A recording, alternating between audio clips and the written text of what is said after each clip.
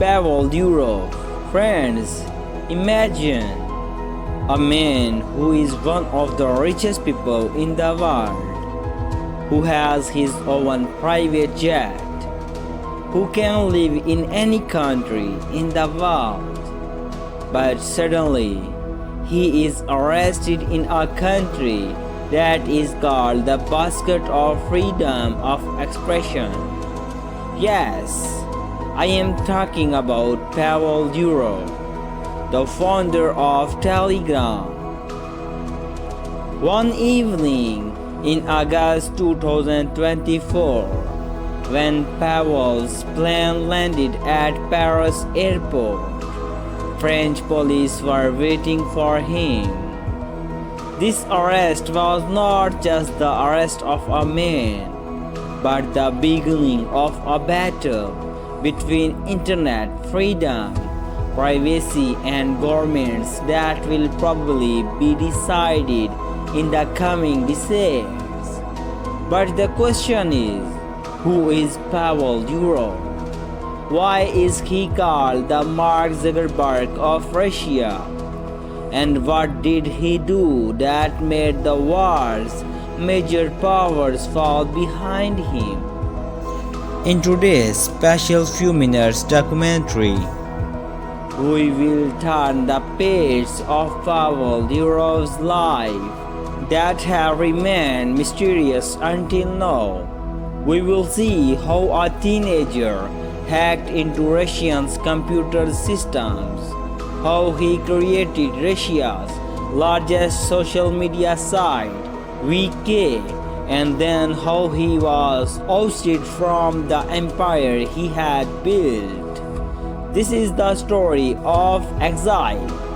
This is the story of a messenger that no one could break. And this is the story of a man who says that privacy is a fundamental human right and it is not for sale. The story of Pavel Durov begins on 10 October 1984 in the Soviet city of Leningrad, now St. Petersburg. But his childhood was not like that of ordinary Russian children. His father was a famous professor, which led his family to move to Italy. Pavel received his early education in Turin, Italy. This was when the seeds of rebellion and technology were sown in Pavel's mind. When he returned to Russia, he proved to be the smartest but most dangerous student in his school. Pavel had a passion for coding. There is a famous story that when he was in school, he hacked the entire school network. Why?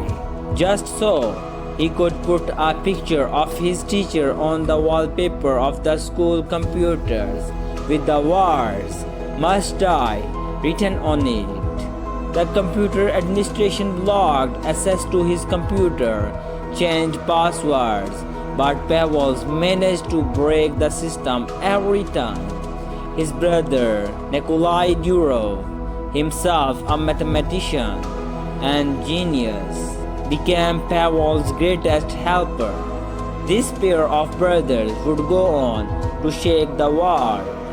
Pavel graduated from St. Petersburg University with a degree in philology, meaning he was becoming a linguist. But his real mind was in the language of the internet, namely coding.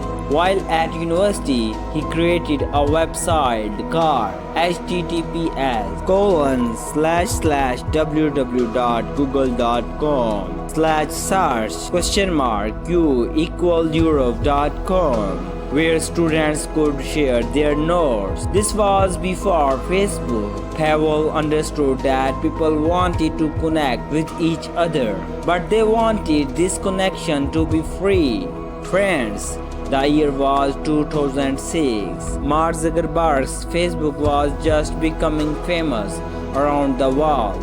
But in Russia, a 22-year-old young man named Pavel Durov noticed that Facebook was not very suitable for the Russian language and culture there.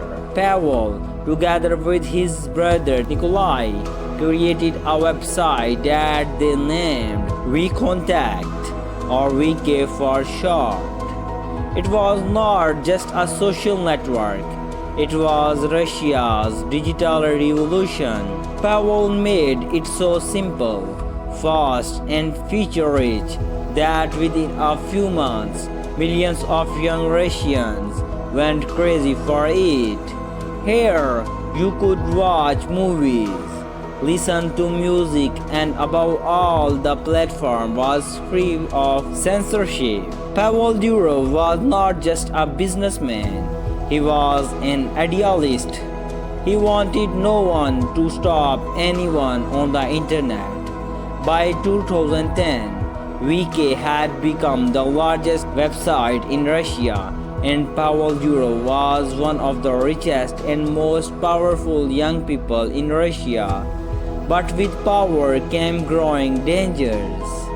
In 2011, elections were held in Russia against which people took to the streets. Protesters used VK group to organize themselves. The Russian intelligence agency FSB sent a notice to Pavel Durov to immediately close these opposition groups and hand over the data of their members to the government. Usually, in such situations, big CEOs kneel before the government, but Pavel Durov was no ordinary man. He responded to the government by tweeting a picture of a dog with its tongue out, mocking out. It was a clear message: I will not obey your orders. That same night, armed Russian Special Forces officers arrived at Pavel's house, but Pavel did not open the door, and the officers left. The incident made Pavel realize that his life and his data were not safe in his country. When the pressure became too much, Pavel was forced to sell his shares in VK to people close to the government. In 2014, Pavel made a final post in which he said that he no longer had control of the company he had created. He decided to leave Russia, but he was not going alone. He had a weapon that was going to change the world in the future.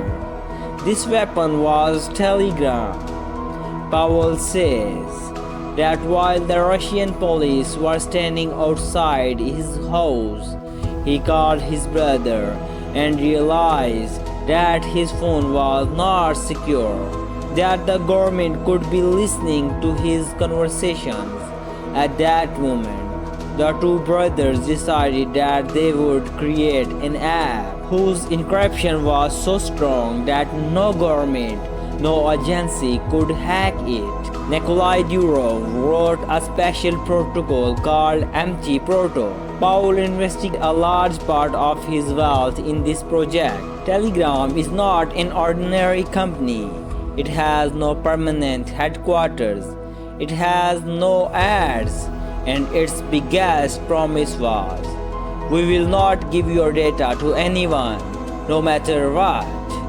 Pavel Durov became a digital nomad. He traveled from country to country, staying in hotels with his team and coding. He eventually made Dubai his base, from where he controls Telegram's nearly 1 billion users today. Pavel Durov is not just a technology expert, but he is a personality that is not easy for everyone to understand. If you look at his social media account, he looks no less than a model. But behind that glamour lies a very strict discipline. Pavel has been wearing only black from the past several years. He believes that wasting time choosing clothes is a waste, so he has simplified his life. But his simplicity does not end there. Pavel has also given up alcohol, meat, caffeine, fast food, and even drugs in his life.